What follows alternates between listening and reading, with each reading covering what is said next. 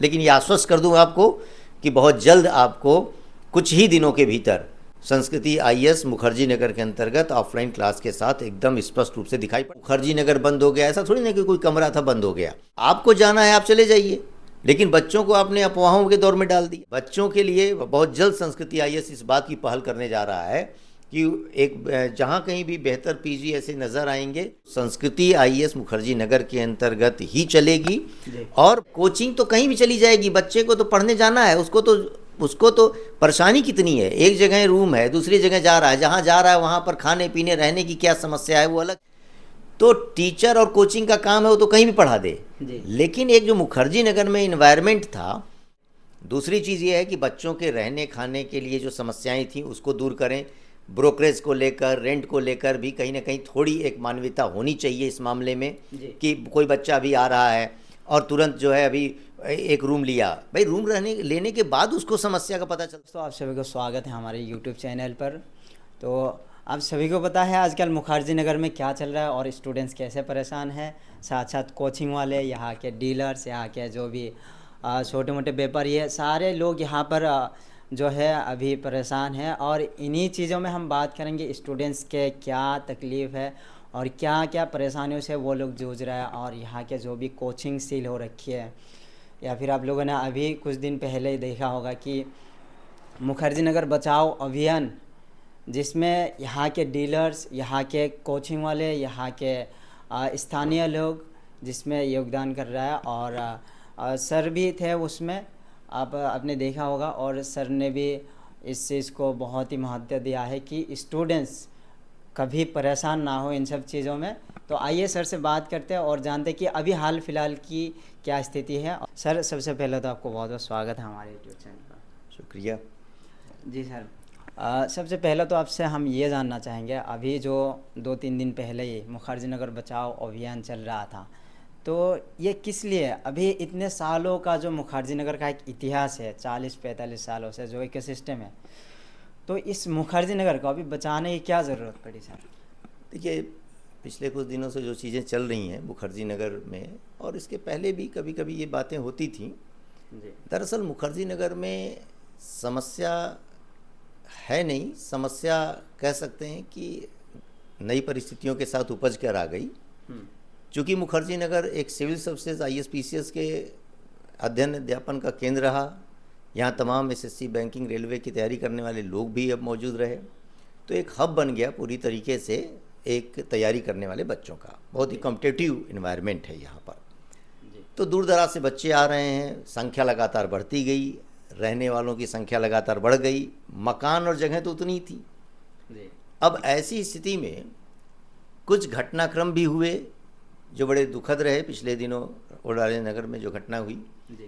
तो इस बीच जो है एक सरकार की तरफ से भी, सिटी की तरफ से भी ये बातें आईं कि नहीं, सुरक्षा मानक होने चाहिए, कहीं ना कहीं बच्चों की सेफ्टी जहाँ पढ़ रहे हैं उनको ध्यान में रखा जाना चाहिए। तो ठीक है, तो वह चीज़ों को लेकर एमसीडी की तरफ से नोटिस भी आया।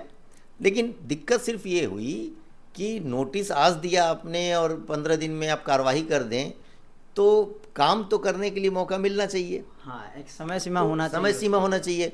फायर एनओसी को लेकर फायर डायरेक्टर्स जो यहाँ पर डीएफएस हैं उनसे बातचीत भी हुई, अतुल गर्ग जी खुद ही फायर जो है सर्टिफिकेट के लिए जो नियम बने हुए हैं, लॉज हैं, जो कि 9 मीटर के नीचे की बिल्डिंग को तो लेने की ज़रूरत ही नहीं है, वो खुद अब इनके लिए समस्या थी कि हम कैसे, आपको जो नियम में ही नहीं है कि फायर सर्टिफिकेट आपको ज़रूरत ही नहीं है जी।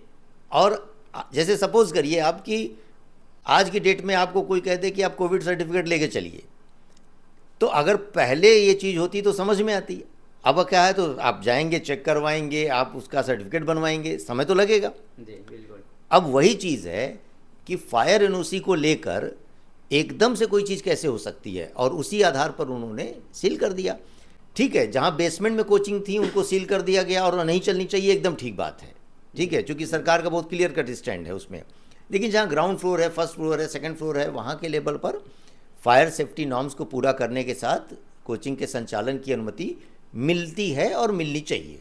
लेकिन उन्होंने सील कर दिया, तो पठन पाठन एकदम से बंद हो गया। जी सर, मैं एक और सवाल आपसे पूछना चाहूँगा कि जो बेसमेंट का था वो तो इलीगल था पहले से ही, वो तो सील किया, कोई इशू नहीं है, पर जो कोचिंग है फर्स्ट फ्लोर में, सेकंड फ्लोर में चल रही थी, जिसमें सेफ्टी सिक्योरिटी भी है, जैसे कि आपने अभी मेंशन किया, अवैध तरीके से मतलब सीलिंग किया है, ये सिलसिला क्यों, मतलब और भी कोचिंग वालों की तरफ से ये बताया जा रहा है कि उनके कोचिंग भी सील किया गया है सेफ्टी सिक्योरिटी होने के बावजूद भी। देखिए, दिक्कत ये है ना कि जब नियम के, कानून की स्पष्टता न हो तो अव्यवस्था फैलेगी। तो यहाँ पर दिल्ली फायर सर्विस का नाम को, एमसीडी के नाम को, इस बीच हाई कोर्ट में भी सेफ्टी को लेकर बात गई, तो उनके डायरेक्शन को कहीं ना कहीं गलत तरीके से लोगों ने प्रस्तुत कर दिया। कहीं पर भी उन्होंने सीलिंग की बात नहीं की थी। उन्होंने कहा सर्वे करिए और जहाँ तक हो सके जो सुरक्षा के मानक हैं उनको निर्धारित करवाइए। जी बिल्कुल। तो ऐसे में एक अव्यवस्था की स्थितियाँ, किसी को कुछ पता नहीं, खाली एक हो जाए कि आप कह सकते हैं कि हमारा मन कर रहा है हम वहाँ सील कर देंगे, हमारे पास अधिकार है, इसी वजह से ये अव्यवस्था है। अब यहाँ दूसरी बात क्या है, देखिए बच्चा यहाँ पर पढ़ने के लिए आया, तैयारी करने के लिए आया जी।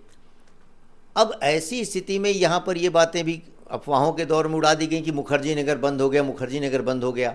हाँ, पिछले कुछ दिनों से यही चल रहा है कि मुखर्जी नगर खत्म हो गया। आप ये सोचिए थोड़ी देर के लिए कि मुखर्जी नगर खत्म हो गया का मतलब क्या है। मान लीजिए कोई कोचिंग इंस्टीट्यूट है, पढ़ा रहा था, उसके पास उसके प्रीमाइसेस के स्तर पर चीज़ें सील हो गई और वो कहीं चला जा रहा है, लेकिन ये तो कहने की ज़रूरत नहीं है मुखर्जी नगर बंद हो गया। आपको जाना है आप चले जाइए, लेकिन बच्चों को आपने अफवाहों के दौर में डाल दिया। दूसरी बात यह है कि कोई भी समस्या है तो समाधान तो होगा। बिल्कुल। अगर आपके बिल्डिंग के स्तर पर सरकार कह रही है कि हमें आप सुरक्षा मानक ये हैं पूरा करिए, तो हम पूरा अगर करेंगे तो चलेगा। तो मुखर्जी नगर कहीं खत्म नहीं हो गया, मुखर्जी नगर कहीं बंद नहीं हो गया। बहुत आसान है, कोचिंग तो कहीं भी चली जाएगी, बच्चे को तो पढ़ने जाना है, उसको तो परेशानी कितनी है, एक जगह रूम है, दूसरी जगह जा रहा है, जहाँ जा रहा है वहाँ पर खाने पीने रहने की क्या समस्या है वो अलग चीज़ है। तो टीचर और कोचिंग का काम है वो तो कहीं भी पढ़ा दे, लेकिन एक जो मुखर्जी नगर में इन्वायरमेंट था कि विभिन्न जगहों से आए हुए बच्चे पढ़ रहे हैं, एक दूसरे से इंटरेक्शन है, एक कोचिंग है, 2 कोचिंग है, 10 कोचिंग है, बच्चों का आखिर कहीं ना कहीं भारत जैसे विविधता वाला देश है, मुखर्जी नगर भी विविधता के साथ था। जीएस पढ़ रहा है, कहीं ऑप्शनल अलग है उसका, ऐसे कहीं अलग कर रहा है, टेस्ट सीरीज अलग कर रहा, तो एक इंटरेक्शन होता था, उसका मानसिक क्षितिज बढ़िया होता था, समझ उसकी बढ़ती है। आज की डेट में कह दिया गया मुखर्जी नगर बंद, मुखर्जी नगर बंद, ये अफवाह है। देखिए अलग अलग और भी कोचिंग है, कोई एक कोचिंग बंद होने से मुखर्जी नगर बंद तो नहीं हो जाता है, तो क्या कहना चाहेंगे? एकदम ठीक बात है। मतलब ये आप ये समझ लीजिए कि अगर कोई एक पेड़ गिर गया, इसका मतलब जंगल थोड़ी ना समाप्त हो गया। तो मुखर्जी नगर में मान लीजिए कोई कोचिंग है या चली गई या नहीं है, उसकी वजह से मुखर्जी नगर नहीं बंद हो जाएगा। हाँ, इतना ज़रूर मैं कह दूं आपको, मुखर्जी नगर के अंतर्गत जो भी, अब मैंने अभी कुछ दिन पहले जैसे बताया भी आपने कि एक जनसभा हुई, माननीय सांसद मनोज तिवारी जी थे, वहाँ पर भी बातें आई। तो जब कोई बात उठी हो तो उसको कहीं ना कहीं पूरा करना चाहिए।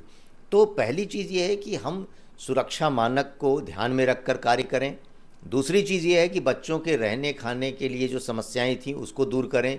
ब्रोकरेज को लेकर, रेंट को लेकर भी कहीं ना कहीं थोड़ी एक मानवीयता होनी चाहिए इस मामले में, कि कोई बच्चा अभी आ रहा है और तुरंत जो है अभी एक रूम लिया, भाई रूम लेने के बाद उसको समस्या का पता चलता है ना, कि 15 दिन के अंदर, 10 दिन के अंदर पता चलता है यहाँ ये डिस्टर्बेंस है, तो वो उस ब्रोकर से बात करके दूसरी जगह शिफ्ट करे, तो उसको फिर नया ब्रोकरेज ना देना पड़े। उसी ब्रोकरेज में ये चीज़ होनी चाहिए। सर रूम रेंट को लेकर जो यहाँ पर समस्या हो रही है, जैसे कि अभी मुखर्जी नगर बचाओ अभियान में भी स्टूडेंट्स ने ये मुद्दा रखा है कि यहाँ पर जो मनमानी के हिसाब से जो स्टूडेंट से रूम रेंट लिया जाता है, कहीं ब्रोकरेज ज़्यादा ले रहा है, कहीं रूम रेंट ज़्यादा ले रहा है, तो स्टूडेंट्स बहुत परेशान है। क्या कहना चाहेंगे इस चीज़ को कैसे मतलब समाधान किया जाए? देखिए, अभी कुछ दिन पहले ये पहली बार मुखर्जी नगर में हुआ कि एक जन संवाद कायम हुआ एक मंच के माध्यम पे, जहाँ पर टीचर भी, कोचिंग के लोग भी मौजूद थे, जहाँ पर जो है एक तरीके से कहा जाए कि रेजिडेंट भी थे, पीजी ओनर भी थे, तमाम लोग थे। तो अब हम ये बात कह सकते हैं कि एक इस तरीके का एक एसोसिएशन बन जाए जिसमें छात्र के प्रतिनिधि भी मौजूद हों, कुछ उसमें पीजी ओनर भी हों, मेस चलाने वाले भी हों और कोचिंग के लोग भी हों, ताकि एक मंच के माध्यम से समस्या का समाधान कर पाएँ और रेंट को कहीं ना कहीं एक रेगुलेट कर सकता है व्यक्ति कि भाई आपकी अपनी चीज़ है, आप अपनी इच्छा से चलाएंगे, लेकिन कम से कम मानवीय आधार पर तो चीज़ें हों, भेड़ बकरी की तरह रखने वाले दरबे न बने हुए हों। और बच्चों के लिए बहुत जल्द संस्कृति आईएएस इस बात की पहल करने जा रहा है कि एक जहाँ कहीं भी बेहतर पीजी ऐसे नज़र आएंगे, हम उनको खुद ही हायर करके बच्चों को, संस्कृति वाले बच्चों को लिए हम प्रोवाइड कराने जा रहे हैं। तो इसमें सर स्टूडेंट्स को कोई ब्रोकरेज नहीं देना पड़ेगा या फिर रेंट से रिलेटेड जो भी चीज़ें हैं वो समाधान हो जाएगा? एकदम उनके लिए ये कठिनाइयाँ दूर हो जाएंगी। बाकी जो चीज़ें मैंने कहा ना कि नियम के तहत होंगी, जिसकी प्रॉपर्टी है, जिसका अपना है, उसके साथ तो भाई हम निवेदन ही कर सकते हैं। लेकिन ये ज़रूर है कि एसोसिएशन के माध्यम से, जैसे मैंने कहा कि मान लीजिए कि आज एक बच्चा जा रहा है, वो बच्चा को अगर ठीक नहीं लग रहा रूम, तो उसको वो जो है उसी ब्रोकरेज में दूसरी जगह रूम दे। भाई जैसे मैं खुद ही कहता हूँ कि कोचिंग है, कोचिंग में भी ये नियम लागू होना चाहिए कि आज बच्चे ने एडमिशन लिया है, बाद में उसको 10 दिन के अंदर, 15 दिन के अंदर लग रहा है कि यहाँ पर मुझे नहीं ठीक लग रहा है, तो पैसा वापस होना चाहिए उसका। ये थोड़ी ना कि आपने एडमिशन ले लिया। नए स्टूडेंट के साथ ये समस्या होता है, मान लीजिए वो गांव से उठ करके आ रहा है ना, किसी के कहने पे या फिर कोई ऑनलाइन कंटेंट देख के वो आ रहा है, तो यहाँ आने के बाद उनको असली चीज़ें पता चलती है या फिर कोचिंग में एडमिशन लेने के बाद कुछ दिन बाद पता चलती है कि ये इसमें हमें समझ नहीं आ रहा है या फिर उस हिसाब से है नहीं चीज़ें।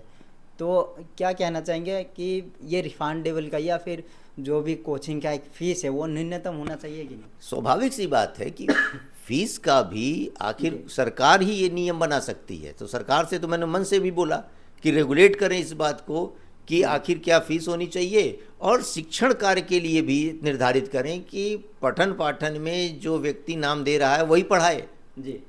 ये ना हो जाए कि खाली जो है प्रचार प्रसार चल रहा है। तो रेगुलेशन सरकार बनाए इस चीज़ के लिए, रेंट के लिए भी, कोचिंग के लिए भी। और सबसे बड़ी बात यह है कि पढ़ाई प्राथमिक स्तर पर है, वो होनी चाहिए। बच्चा इतनी दूर से यहाँ पर आता है तैयारी करने के लिए, इन सब चीज़ों पर जनसभा हो, यहाँ पर बंद हो, वो चीज़ें चलें, यहाँ शिफ्ट करें, वो करें, अनिश्चितता के माहौल में पढ़ाई नहीं होगी। तो मैं आश्वस्त कर दूँ कि मुखर्जी नगर बंद नहीं हो रहा है, पहली चीज़। और मुखर्जी नगर में पठन पाठन सुचारू रूप से चलेगा, सुरक्षा नियम और मानकों के साथ चलेगा। ओके सर, उसमें जो अभियान हुआ था उसमें भी आपने कहा था कि मुखर्जी नगर की संस्कृति जब तक है तब तक संस्कृति आईएएस भी है। तो आज ये चीज़ स्पष्ट कर दीजिए कि संस्कृति आईएएस की क्लासेस मुखर्जी नगर में ही चलेगी और कब से चलेगी? एकदम, हम अभी भी वही चीज़ बता रहे थे कि मुखर्जी नगर के अंतर्गत संस्कृति जो पठन पाठन की रही है वही संस्कृति आईएएस इस बात को लेकर चल रहा है। तो संस्कृति आईएएस मुखर्जी नगर के अंतर्गत ही चलेगी और बाकायदे सुरक्षा नियम और मानकों के साथ चलेगी। जो गवर्नमेंट की गाइडलाइन है उनके अकॉर्डिंग ही हम उसका कार्य कर रहे हैं, और जल्दी ही अगले कुछ एक दिनों के अंतर्गत वह चीज़ें हम आपके सामने दोबारा आकर स्पष्ट कर देंगे। बस चूँकि किसी तिथि को बता पाना भी संभव इसलिए नहीं हो पाता कि बहुत सारे सरकारी क्रियाकलाप, कागज पत्र का मामला होता है। लेकिन ये आश्वस्त कर दूँ आपको कि बहुत जल्द आपको कुछ ही दिनों के भीतर संस्कृति आईएएस मुखर्जी नगर के अंतर्गत ऑफलाइन क्लास के साथ एकदम स्पष्ट रूप से दिखाई पड़ेगी, और तमाम संस्थान भी इसी तरीके से यहाँ पर चलते हुए नज़र आएंगे।